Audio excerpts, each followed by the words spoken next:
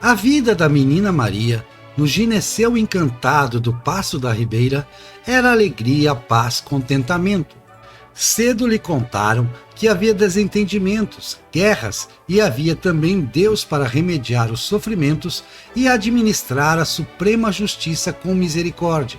Aos bons, aos de Deus, sobretudo aos monarcas que em seu nome governavam, haveria sempre de socorrer a sabedoria para dar conta dos desentendimentos, das guerras e devolver aos povos, dos nobres aos mais humildes, a alegria, a paz e o contentamento. Maria Francisca de Bragança tinha o carinho muito presente dos pais, Mariana e José, desocupados de obrigações naquele tempo de reinado do avô bem-humorado e bem disposto de Maria, João V, tempo de bonança e otimismo para as gentes do Império Português, nação espalhada por próximas e distantes paisagens, todas peculiares, como peculiar era a alma intercultural lusa. José preferia que Maria não fosse tão exigida nos estudos, pudesse usar mais tempo a brincar, mas a menina gostava de descobrir geografia, história, línguas estrangeiras. Prodigiosa, aos 4 anos já sabia ler e logo aprenderia a escrever, exímia nas descrições de circunstâncias e sentimentos, com apurado senso de lugar e movimento. Em Portugal não havia impedimento a que reinasse soberana uma mulher, mas havendo herdeiros do trono homens, teriam preferência. Maria veria nascer 3 meninas, suas irmãs mais novas, nenhum menino.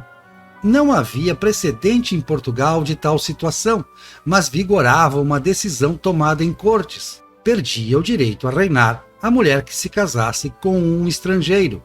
Mesmo assim se cogitou casá-la com um príncipe de fora, apenas se sua mãe gerasse filho varão, o que Mariana Vitória tentaria sem sucesso até por volta dos 40 anos. Por via das dúvidas, Maria passou a infância e a adolescência sendo preparada por seu confessor e por seus preceptores para reinar, revelando-se inteligente e suave nos modos, piedosa e solícita. Seus pais demoraram a decidir, tendo Maria já 25 anos quando se casa com seu tio paterno, Pedro.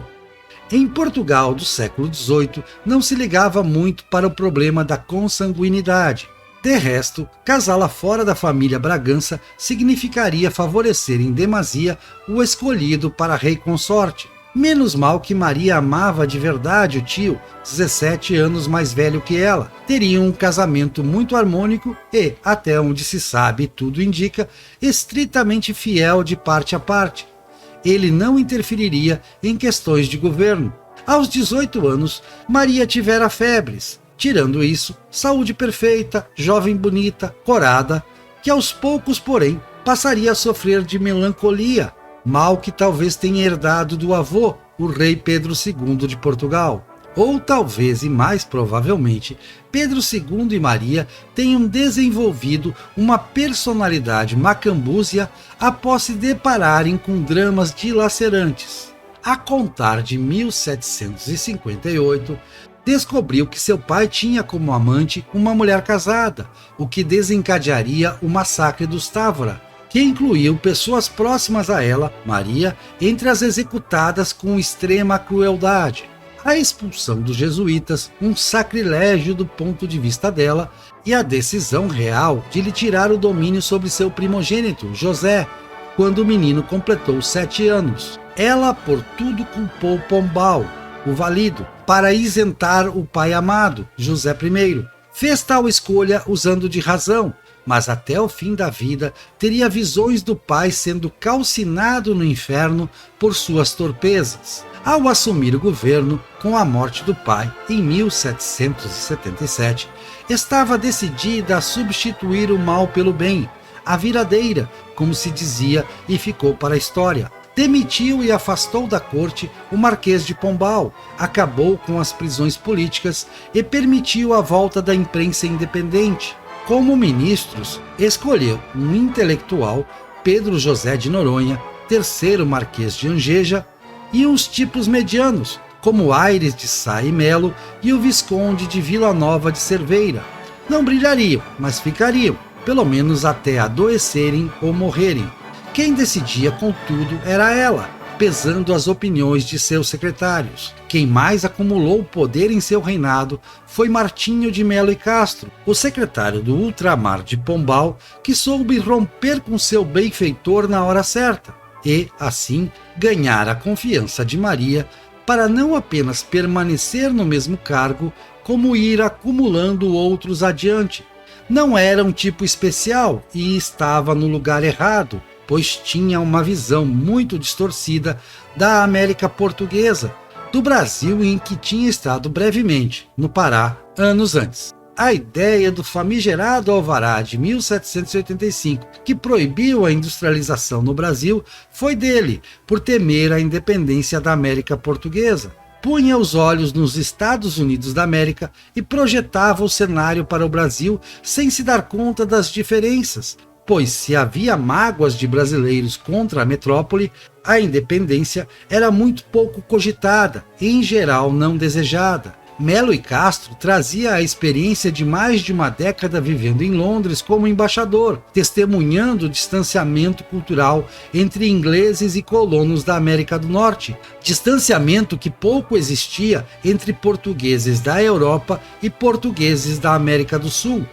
A reação desproporcional repressiva à dita conjuração mineira, essencialmente pífia e não independentista, demonstrava seu grau de desconhecimento sobre o Brasil. Ele não acreditava na exaustão das minas de ouro, achava que era só combater a corrupção e o contrabando, desconfiava agudamente dos brasileiros. Maria I comprou essa visão, mas não se veja aí erros maiores de gestão.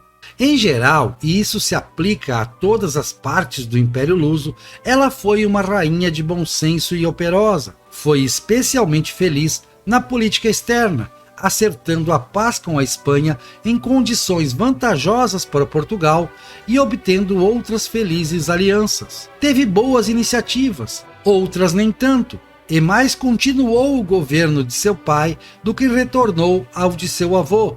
As glórias do reinado de João V, Portugal nunca mais veria, e é provável que isso fosse inevitável ou resultado de mentalidades que apenas uma ação ampla nos campos da ciência e do ensino fosse capaz de corrigir para algo mais eficiente, ação que se deu e se daria em volume insuficiente. Em 1788, ela promove a ministro Luís Pinto de Souza Coutinho, que antes governara a capitania de Mato Grosso, e mostrou por seus escritos ter uma visão sobre a sociedade e as potencialidades do Brasil que só muito mais tarde seria endossada por historiadores e outros pensadores. Mas Luís Coutinho não teria ingerência direta nessa área do governo. É ainda em 1788 que Maria I vê morrer uma filha, um genro e o filho herdeiro, José. Já tinha perdido o esposo, em 1786, e a partir dali sua melancolia piora e passa a incluir episódios de delírio. Ainda mantém a lucidez na maior parte do tempo, exercendo o governo até que em 1792 experimenta grave piora. Forma-se um consenso na corte por entregar a regência a João, filho mais velho sobrevivente de Maria, que contava então 24 anos e era muito ligado à mãe, com quem compartilhava uma alma piedosa e elevado senso de justiça. Maria I morre em 1816, no Rio de Janeiro, querida pelo povo, e só então ocorre a aclamação do filho como rei João VI, filho que nunca a desamparou ou dela se afastou, por mais difícil fosse se defrontar com as manifestações por vezes extremas de sofrimento interior da mãe.